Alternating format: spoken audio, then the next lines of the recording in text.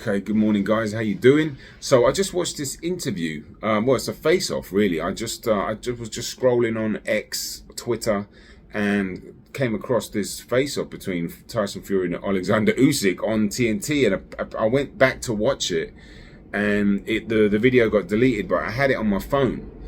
And there was some interesting stuff in there. It was a very relaxed face-off, but I think it was a leaked footage. It will probably come out soon. I don't know when the footage was from, but it was interesting to see because both guys, as I said, it was a very calm and far more respectful. And it's interesting to see Tyson Fury change his whole demeanor. He did look in better shape. He looked like he was cutting that weight, and he looked chill. Usyk always does. And when you've got somebody like a solid mindset of Alexander Usyk and Fury, they're both supreme masters at the mind games, but you can tell Fury's he's not trying to really get Usyk on the mind games. I think he understands he's not going to win that battle, to be honest with you, so he's not trying to put the energy out. I think, I could be wrong, but he said some weird stuff. As always, he embellishes a tremendous amount, which is cringeworthy. And he said he only has a 5-week training camp, right? And we know he completely lies to people all the time and gaslights the public on a daily basis, basically. What he was doing a few months back, and the fans can see right through it. And I do wonder what he's thinking, because as calm as he did look, saying some of the stuff that he's saying, backtracking, and now he obviously was calling Usyk a middleweight and all this and trashing him and just disrespecting him quite a bit. He wasn't this time, but I'll leave you the audio clip because I still had the video footage on my phone, and I recorded it to my computer so I could at least show you some of the sound bites that I thought were interesting. One of them being how he basically didn't need a 12-week camp, and who trains for that long, and he just needed 3 or 4 weeks of sparring. I'll play the clip now. I've been around the two of you a lot, and I can sense that both of you just want to get this day over, get back in the gym. I'm not even in the gym. Feb 17. I'm not in the gym yet. I don't train this far out. Come on. Who do you think you're talking to? Ticking over. A professional athlete. Come on. I train 4 or 5 weeks for these fights. You said you trained 12 weeks for Francis Ngannou. Please, yeah, like I trained 12 weeks for Wilder and everybody else. 4 or 5 weeks. How much training does a man need? 3 or 4 weeks of sparring, 1 week resting, done.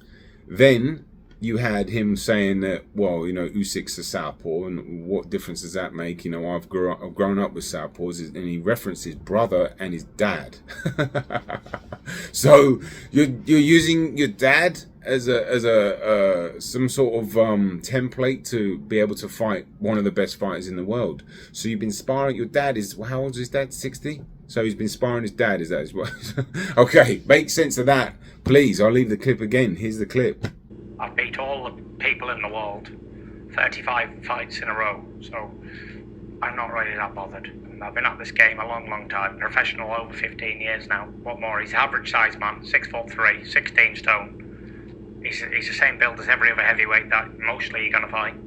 He's a left-handed man. I've got a brother who's left-handed. My dad's left-handed.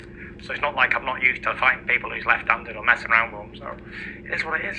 Then, look, he was showing respect too, and he was bringing up the fact that they're both Christians, and he brought his, faith into it, and he was saying, whoever wins will be chosen by God, and I found that interesting because he admitted that he could get beat basically in a roundabout way, but it wasn't the overconfident Tyson Fury was seeing, but at the same time it was relaxed, but it was curious. And one thing that really bothered me at the end when he said, and this is classic Fury really, where AJ Bunce brought AJ up, and Fury said no, he didn't need to, basically wouldn't need to fight him because Usyk's already beaten him, and that is such a Mayweather thing to do. I used to really enjoy watching Floyd Mayweather, but he used to manipulate the fans big time into basically having them believe that he didn't need to fight these fighters. Oh, well, why would I need to fight Joshua? Usyk's already beat him. I'll leave the clip. So that's it. I've only got him to beat, and I've wiped everybody out. And that's it. And that's it. That's the full flush. Full flush. The royal flush. There would be Joshua somewhere down the line, in theory. Okay. He beat Joshua twice. So that takes care of that. Can't even mention Joshua in the same table. He's beat Joshua twice. I beat Wilder twice. Now, whoever wins out of me and him, which is going to be me, then that's it. King of the castle. End of. So that's just an absurd thing to say. So if he beats Usyk and AJ beats Ngannou, which we fully expect, you're just not going to fight him, which is the biggest fight in the UK for, I don't know, a very long time. That is a massive fight. And your reason for not fighting him is because Usyk's already beat him. I mean, please. you can't make this up. You really can't. That's insane to think that. And he said he's beaten everybody in the same interview. When that clip comes out, because I didn't clip all the sound bites, I just got a couple, but he stated as if he beat everybody. Well, that's not true. Sometimes some of these lies are just so crazy because it's so easily debunkable, because you only have to look at his box rec and understand that he hasn't even fought everybody. How can you beat everybody without fighting them? But to him, if somebody else beats him, that's good enough. It's weird, but like I said, I don't think he's in the worst place. I think he's mentally right there. I don't think he was just trying to lose energy. He's just doing what he's doing. When he starts talking, he just starts lying. So that's what happened. But I think he's looking in decent shape. He looked calm and he looked, like I said, like he was losing that weight. And I don't know when this interview was from. I really don't. So it could have been a few weeks back. But again, let me know your thoughts on this, because Usyk, he seemed pretty calm.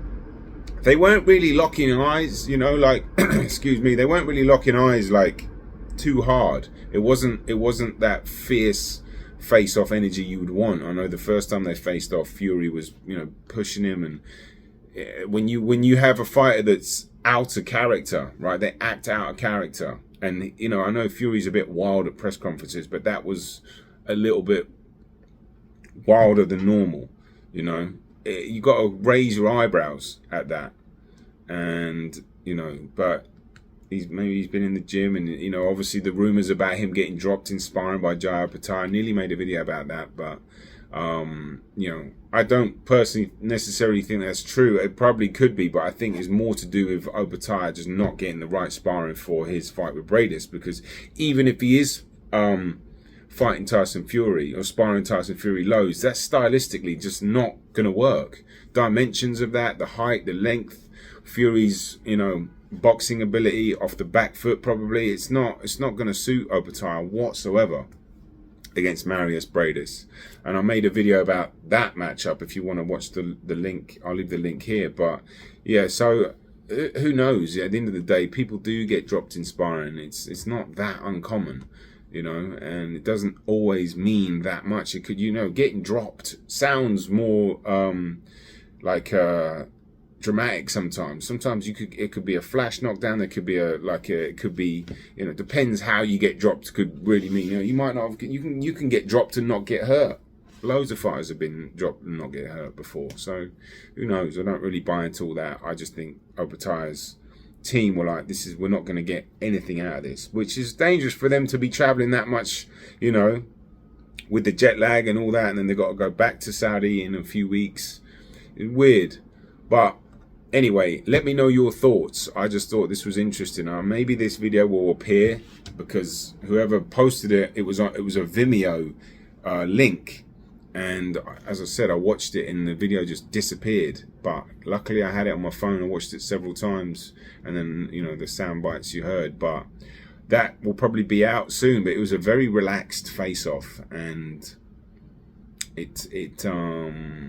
yeah, I got the impression was Fury is not willing to try to beat him at mind games. So would you say, well, Usyk's won the mind games? There's an interesting quote. I forgot what it is off the top of my head, but it's from Sun Tzu, that The Art of War, about, you know, a general wins the fight before the fight. So is that happening right now for Alexander Usyk? I'll leave the quote up on the screen. That's it from me. I hope you guys have a good day. Peace. I'm out.